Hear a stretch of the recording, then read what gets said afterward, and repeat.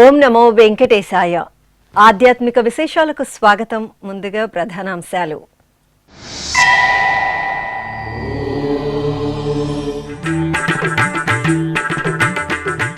తిరుమల క్షేత్రంలో వైభవపేతంగా శ్రీవారి అధ్యయనోత్సవాలు. ఉభయ దేవేరి సమేత మలయప్ప స్వామి వారికి విశేష క్రతువులు.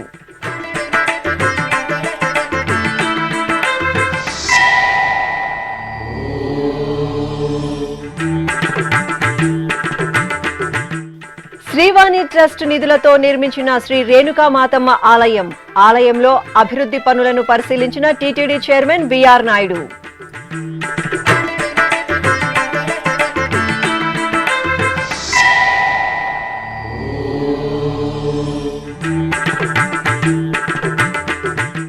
తిరుమల తిరుపతిలో పగడ్బందీగా వైకుంఠ ఏకాదశి ఏర్పాట్లు. వివరాలను మీడియాకు వెల్లడించిన జిల్లా కలెక్టర్ ఎస్పీ.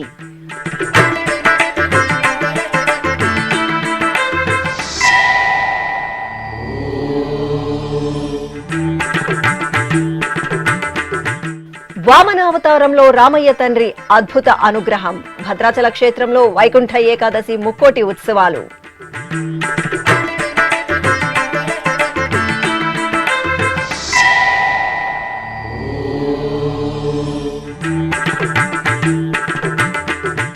సింహాచలం క్షేత్రంలో ధనుర్మాస ఉత్సవ శోభ.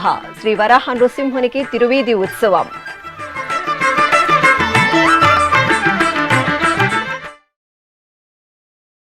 తిరుమల శ్రీవారి ఆలయంలో అధ్యయనోత్సవాలు వైభవపేతంగా కొనసాగుతున్నాయి. ఏటా ధనుర్మాసంలో అత్యంత విశేషంగా భక్తిరసభరితంగా అధ్యయనోత్సవాలను నిర్వహించడం ఆనవాయితీ.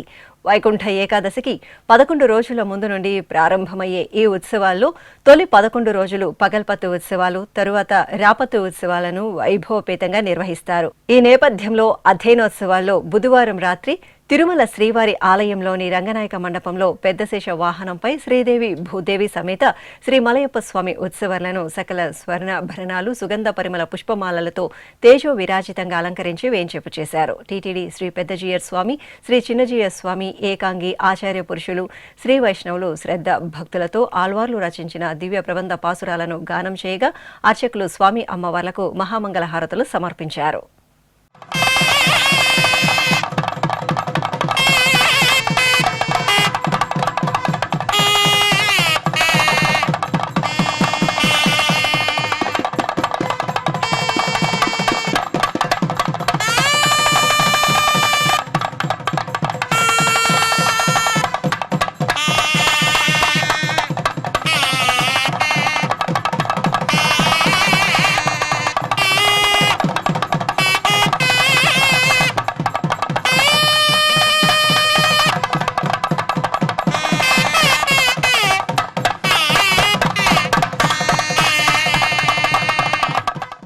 తిరుపతి సమీపంలోని రామచంద్రాపురం మండలం లక్ష్మీపురం గ్రామంలో నూతనంగా నిర్మించిన శ్రీ రేణుకా మాతమ్మ దేవాలయాన్ని టీటీడీ చైర్మన్ బిఆర్ నాయుడు బుధవారం సాయంత్రం సందర్శించారు.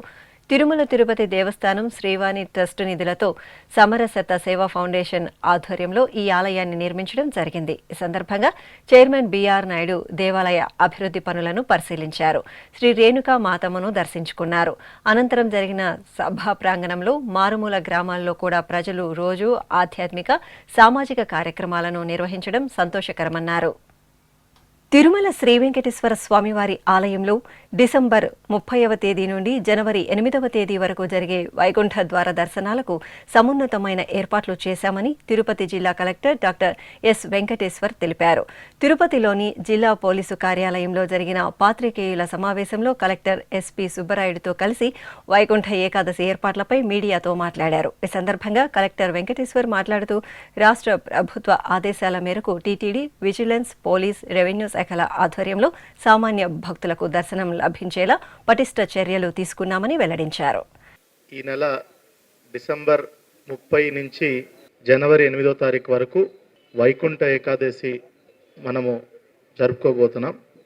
దీని సందర్భంగా 10 రోజులు భక్తులందరికీ కూడా వైకుంఠ ద్వార దర్శనం కల్పించడానికి టీటీడీతో పాటు జిల్లా యంత్రాంగం పూర్తిగా సన్నద్ధమైందని మీకు తెలియజేసుకుంటున్నాం. దీంట్లో భాగంగానే 2 రోజుల క్రితం కూడా రాష్ట్ర మంత్రివర్గ ఉపసంఘం గౌరవ జిల్లా ఇన్ఛార్జ్ మంత్రి మరియు రెవెన్యూ మంత్రివర్యులు, గౌరవ ఎండోమెంట్ శాఖ మంత్రివర్యులు మరియు గౌరవ రాష్ట్ర హోంశాఖ మంత్రివర్యులు కూడా వాళ్ళ అధ్యక్షతన తిరుమలలో ఈ వైకుంఠ ఏకాదశికి సంబంధించి అరేంజ్మెంట్స్ అన్నిటినీ కూడా టీటీడీతో పాటు జిల్లా యంత్రాంగాన్ని వాళ్ళు రివ్యూ చేయడం జరిగింది. అంతకు ముందుగానే టీటీడీ జిల్లా యంత్రాంగం కూడా అనేక మార్లు వైకుంఠ ఏకాదశికి సంబంధించి అన్ని ఏర్పాట్లను కూడా సమీక్షించి భక్తులందరికీ కూడా మంచి ద్వార దర్శనం కల్పించడానికి అన్ని ఏర్పాట్లను కూడా ఇప్పటికే పూర్తి చేసుకుని ఉన్నాము. దీనికి సంబంధించి ఈరోజు నేను మరియు జిల్లా ఎస్పీ గారు ప్రజలందరికీ కొన్ని విజ్ఞప్తులు చేయదలుచుకున్న మీడియా మిత్రుల ద్వారా. మనకి 10 రోజులు కూడా మీరు చూసినట్టయితే గతానికి భిన్నంగా మొదటి 3 రోజులు అంటే డిసెంబర్ 30, డిసెంబర్ 31 మరియు జనవరి 1వ తారీఖు ఈ 10 రోజుల్లో ఈ మొదటి 3 రోజులు ఏకాదశి, ద్వాదశి, త్రయోదశి ఈ 3 రోజుల్లోనే మనకు అత్యంత రద్దీ ఎక్కువగా ఉంటుంది. దీనికోసమని మొదటిసారిగా టీటీడీ వాళ్ళు మనకి ఈ డిప్ ద్వారా సెలెక్ట్ చేయటం జరిగింది. సుమారుగా దేశవ్యాప్తంగా 25 లక్షల మంది ఈ డిప్లో పార్టిసిపేట్ చేయటం, దాన్ని అత్యంత ట్రాన్స్పరెంట్ పద్ధతిలో ఈ డిప్ ద్వారా భక్తుల్ని సెలెక్ట్ చేసుకోవడం జరిగింది. ఈ డిప్ ద్వారా సెలెక్ట్ అయిన వాళ్ళందరూ కూడా నిర్దిష్టమైనటువంటి సమయంలో నిర్దిష్టమైనటువంటి రోజున వాళ్ళకి కేటాయించిన టైము, డేట్కి సంబంధించి దర్శనం మంచిగా మనకి ఆ 3 రోజుల్లో చేయబడుతుంది. అదేవిధంగా మొన్న గౌరవ ఎండోమెంట్ శాఖ మంత్రివర్యులు కూడా మీ అందరికీ తెలియజేశారు.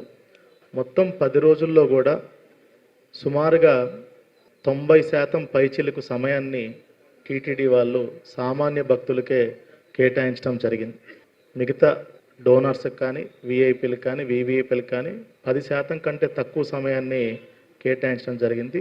దాని ద్వారా మీరు అందరూ అర్థం చేసుకోవాల్సింది ఏంటంటే ప్రభుత్వం మరియు టీటీడీ కూడా సామాన్య భక్తులకే పెద్దపీట వేస్తూ ఈ 10 రోజుల్లో కూడా వారి దర్శన సౌభాగ్యం కోరికే ఎక్కువ సమయాన్ని కేటాయించిందని కూడా మీరు ఆలోచించాలి. అదేవిధంగా మిగతా రోజుల్లో కూడా వివిధ సమయాల్ని ఆయా కేటగిరీ స్లాట్స్లో కూడా టీటీడీ వాళ్ళు పెట్టుకోవడం జరిగింది. స్థానిక ప్రజలకు, తిరుపతి మరియు చుట్టుపక్కల ఉన్న ప్రజలకు కూడా చివరి 3 రోజుల్లో కూడా వాళ్ళ దర్శన సౌభాగ్యం కొరకు టీటీడీ వాళ్ళు వెసులుబాటు కల్పించారు. అది కూడా మీరందరూ గమనించాలి. ముఖ్యంగా తిరుపతి పట్టణంలో మనకి యావరేజ్గా 30 తారీఖు నుంచి 8వ తారీఖు వరకు సుమారుగా 150,000 నుంచి 175,000 మంది ఫ్లోటింగ్ పాపులేషన్ ఇక్కడ ఉంటుంది. కాబట్టి దానికి అనుగుణంగా బస్ స్టాండ్లో కానీ, రైల్వే స్టేషన్స్లో కానీ, ఇతరత్ర మెయిన్ పాయింట్స్లో కూడా మనం హెల్ప్ డెస్క్లు పెట్టడం జరిగింది. అదేవిధంగా శానిటేషన్ కోసం కానీ అన్ని ఏర్పాట్లు కూడా చూసుకోవడం జరిగింది. నిర్దిష్టమైనటువంటి పార్కింగ్ స్పేసెస్ కూడా 2 వీలర్స్కి అయితేనేమి, 4 వీలర్స్కి అయితేనేమి అవన్నీ కూడా ఏర్పాటు చేసి ఎక్కడ ఎటువంటి వాళ్ళకి ఇబ్బంది కలగకుండా చూసుకోవడం జరిగింది. ఖచ్చితంగా ఎవరైతే టికెట్ ఉన్న వాళ్ళందరికీ కూడా మనము వాళ్ళకి ఫెసిలిటేట్ చేసి తిరుమలకి ఇన్ టైంలో చేరుకునే విధంగా కూడా అన్ని ఏర్పాట్లు కూడా చేయటం జరిగింది. అదేవిధంగా మనం చూసినట్టయితే మనకి ఈ మొత్తం 10 రోజులకు గాను సుమారుగా 3,000 మంది పోలీస్ సిబ్బందిని కూడా ఆయా ప్లేసెస్లో మనము డ్రాఫ్ట్ చేసుకొని ఎక్కడ ఎటువంటి ఇబ్బందులు కలగకుండా, సెక్యూరిటీ పరంగా ఎటువంటి ఇష్యూస్ జరగకుండా కూడా మనం చూసుకోవడం జరిగింది. ఈసారి ఎక్కువగా క్రౌడ్ ఎక్కడ గ్యాదర్ అవ్వకుండానే ముందుగానే మనకున్నటువంటి సీసీ కెమెరాల ద్వారా, డ్రోన్ ద్వారా కూడా నిఘా ఏర్పాటు చేసుకొని ముఖ్యంగా దానివల్ల భక్తులకు అసౌకర్యం కలగకుండా ఒకటి, రెండోది ఎక్కడ ఎక్కువ క్రౌడ్ లేకుండా వాళ్ళని ఫెసిలిటేట్ చేస్తూ పైకి కొండ మీదకి ఫెసిలిటేట్ చేసే విధంగా కూడా మనము ఇప్పుడు పైన తిరుమలలో ఆర్టిఫిషియల్ ఇంటెలిజెన్స్తో కూడినటువంటి మనకి కమాండ్ కంట్రోల్ రూమ్ ఆల్రెడీ మొన్న బ్రహ్మోత్సవాలు అప్పుడు టీటీడీ వాళ్ళు ఏర్పాటు చేశారు. గౌరవ ముఖ్యమంత్రి గారు కూడా దాన్ని ఇనాగరేట్ చేశారు. దాన్ని ఫుల్ ఫ్లెడ్జ్డ్గా వాడుతున్నారు. అదేవిధంగా తిరుపతి టౌన్లో కూడా నిరంతరం ఎస్పీ గారు వాళ్ళ టీం కూడా డ్రోన్ సహాయంతో, అదేవిధంగా సీసీ కెమెరాస్తో ఇక్కడ తిరుపతి డిస్ట్రిక్ట్ పోలీస్ ఆఫీస్ నుండి కమాండ్ కంట్రోల్ రూమ్ ద్వారా కూడా ఎప్పటికప్పుడు పర్యవేక్షణ చేస్తున్నారు. అదేవిధంగా పైన ఉన్నటువంటి విజిలెన్స్ సిబ్బంది, కింద పోలీస్ సిబ్బంది కూడా అన్ని విధాలుగా ఈ నకిలీ టోకెన్లు కొంతమంది చేస్తారనే సమాచారం ఉంది కాబట్టి వాటిని కూడా పర్యవేక్షిస్తున్నారు. ఎక్కడైనా నకిలీ టోకెన్లతోటి ఎవరైనా పట్టుబడితే మాత్రం ఖచ్చితంగా వాళ్ళ మీద కఠిన చర్యలు తీసుకోవడానికి కూడా మేము సమాయత్తం ఉన్నామని మీకు తెలియజేస్తున్నాము. చివరిగా సోషల్ మీడియాలో ఏదన్నా వదంతులు వస్తే మీడియా మిత్రులు మీ అందరికీ కూడా చెప్తున్నాము, దయచేసి ఉన్న ఫ్యాక్ట్స్నే రాయండి. మనకి సోషల్ మీడియాలో చాలా సెన్సిటివ్ ఇష్యూస్ కాబట్టి ప్రజలు కూడా ఎటువంటి వదంతుల్ని నమ్మవద్దు. టీటీడీ మరియు జిల్లా యంత్రాంగం ఎప్పటికప్పుడు మీ అందరికి కూడా 24/7 ఇన్ఫర్మేషన్ పాస్ ఆన్ చేస్తుంది.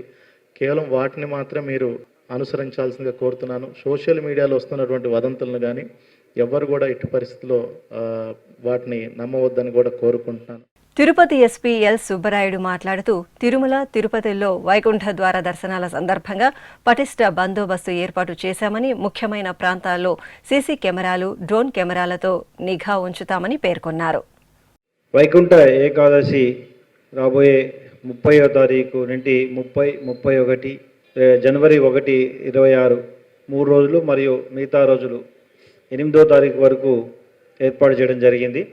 దానికి తగిన రీతిలో అటు తిరుమల, ఇటు తిరుపతి 2 ప్రాంతాల్లో కూడా పటిష్టమైన బందోబస్తు ఏర్పాట్లు, భద్రతా చర్యలు తీసుకోవడం జరుగుతోంది. ముఖ్యంగా తిరుమలలో ఎక్కడైతే ఈ కొత్త సిస్టమ్ని మనం ఏర్పాటు చేసి ఈ డిప్ ద్వారా 25 లక్షల మంది, ఇందాక కలెక్టర్ గారు చెప్పినట్లుగా ఈ డిప్ ద్వారా వీళ్ళు ఎవరైతే అప్లై చేశారో వారి నుండి 1,80,000 మంది, రోజుకు 60,000 మందిని 30, 31, 1వ తారీఖున వారికి కేటాయించారు. కాబట్టి ఈ డిప్ ద్వారా ఎవరైతే ఆ టికెట్లు పొందారో వారికి కేటాయించిన రోజులు, కేటాయించిన గంటల్లో, కేటాయించిన ప్రాంతం నుండి దర్శనానికి వచ్చే విధంగా అన్ని రకాల సౌకర్యాలు ఏర్పాటు చేయడం జరిగింది. కాబట్టి ఎవరైతే ఈ డిప్ ద్వారా వచ్చారో వారు వాటిని సద్వినియోగం చేసుకొని పోలీస్ వారు మరియు టీటీడీ విజిలెన్స్ వారికి సహకరించి ఎటువంటి ఇబ్బంది కలగకుండా వచ్చి సంతోషంగా దర్శనం చేసుకోవాలని మేము కోరుతున్నాం.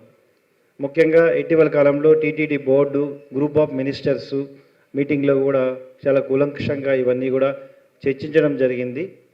అంతేకాకుండా గౌరవ కలెక్టర్ గారు చెప్పినట్లుగా తిరుపతిలో ముఖ్యంగా బస్టాండు, రైల్వే స్టేషను, తర్వాత అలిపిరి, శ్రీవారి మెట్లు, తర్వాత లోకల్ టెంపుల్స్ కూడా తగినంత భద్రతా ఏర్పాటు చేసి భక్తులకి ఎటువంటి ఇబ్బంది కలగకుండా, ఎంతమంది భక్తులు వివిధ బస్సుల్లో వస్తున్నారు, ఎంతమంది శ్రీవారి మెట్లు, అలిపిరి మీదుగా వస్తున్నారు, ఇవన్నీ కూడా అబ్జర్వ్ చేయడం, డ్రోన్స్ మరియు సీసీ కెమెరాల ద్వారా కమాండ్ కంట్రోల్ నుండి కూడా అబ్జర్వ్ చేయడం, ఎక్కడ ఎటువంటి ఇబ్బంది ఉన్నా అటు టెక్నికల్గాను ఇటు కోఆర్డినేటివ్ ఒక ఆల్రెడీ ఎక్కువ ఎక్స్పీరియన్స్ ఉన్న ఆఫీసర్స్ని పోస్ట్ చేస్తూ 2 విధాల సమన్వయం చేసుకుంటూ ఎక్కడ ఏ ఇబ్బంది లేకుండా వీరికి తగిన గైడెన్స్ ఇవ్వడం, తగిన రీతిలో భద్రతా చర్యలు ఏర్పాటు చేయడం జరిగింది.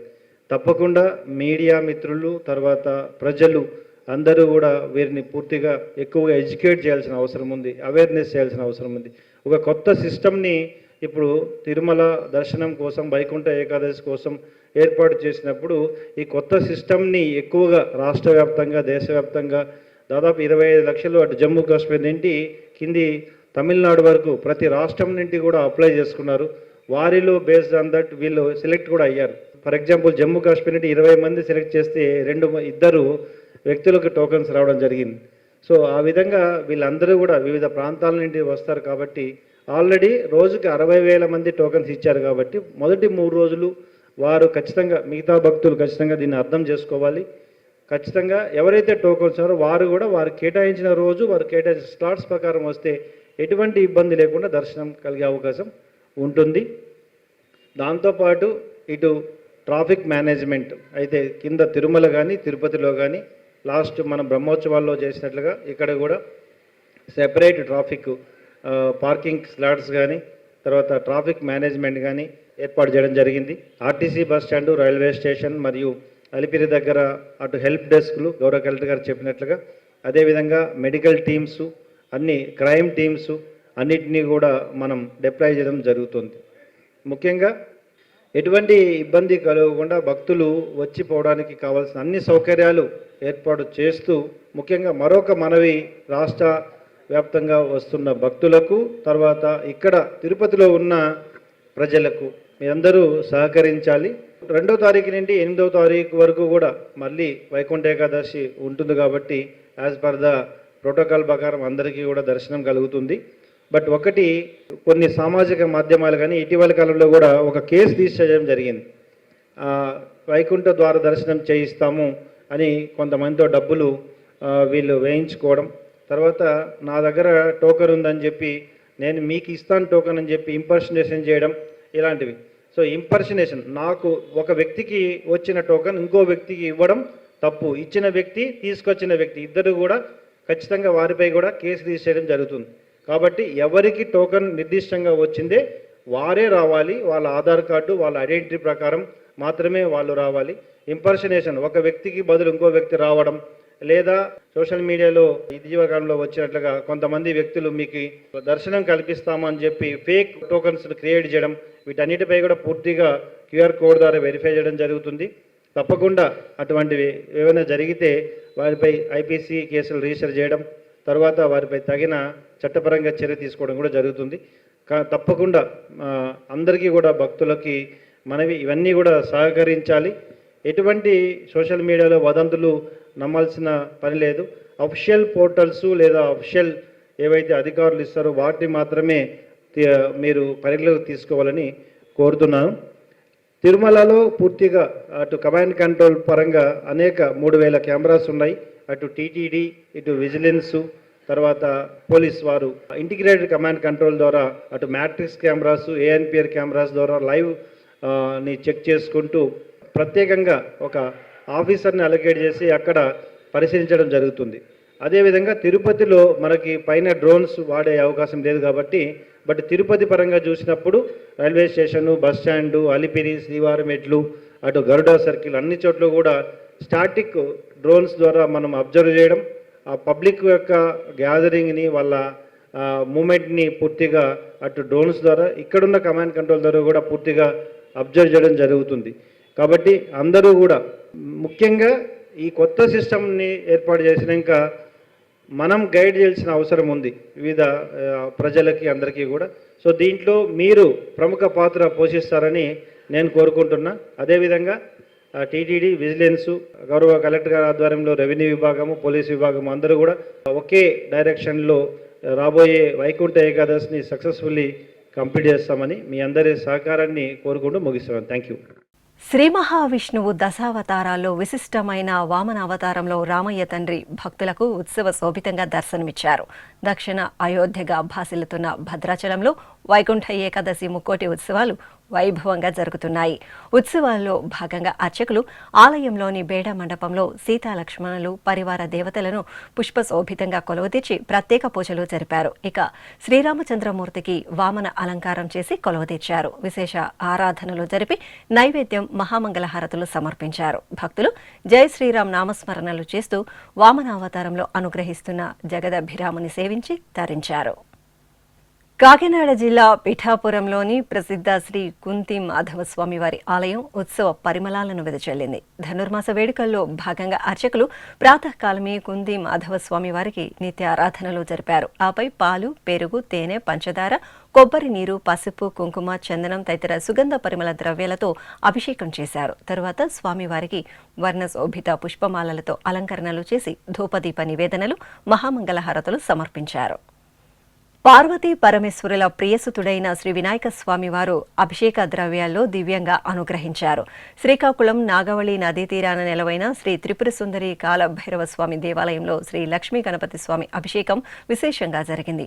పుష్యమాసం బుధవారాన్ని పురస్కరించుకుని అర్చకులు పలు రకాల ఫలరసాలు, సుగంధ ద్రవ్యాలతో విఘ్నరాజాధిపతి శ్రీ వినాయక స్వామి వారికి వేడుకగా అభిషేకం జరిపి ధూపదీప నివేదనలు, మహామంగళహారతులు సమర్పించారు. పరమపావన పుణ్యక్షేత్రం సింహాచలం అప్పన్న సన్నిధి ఉత్సవ కాంతుల్లో దివ్యంగా మెరిసింది. సింహాచలం శ్రీ వరాహ నృసింహస్వామి వారి ఆలయంలో అధ్యయనోత్సవాల్లో భాగంగా పగల్పత్తు ఉత్సవాలు జరుగుతున్నాయి. ఈ సందర్భంగా ఉభయ దేవరుల సమేత శ్రీ వరాహ నృసింహుని దివ్యమూర్తులను సర్వాంగ సుందరంగా అలంకరించి పల్లకీపై వెంచేపు చేసి ప్రబంధ నీరాజనం సమర్పించారు. అనంతరం మేళతాళాలు, మంగళవాయిద్యాల నడుమ స్వామి అమ్మవార్లకు పల్లకీ సేవ నయనానందకరంగా జరిగింది.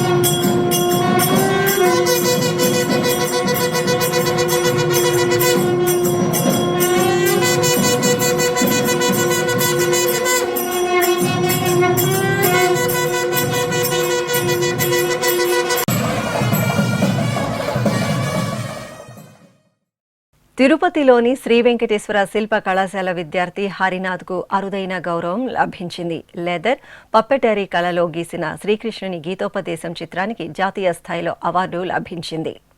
టీటీడీ విద్యా సంస్థల్లో విద్యను అభ్యసిస్తున్న విద్యార్థులు విభిన్న రంగాల్లో అత్యుత్తమ ప్రతిభను ప్రదర్శిస్తున్నారు.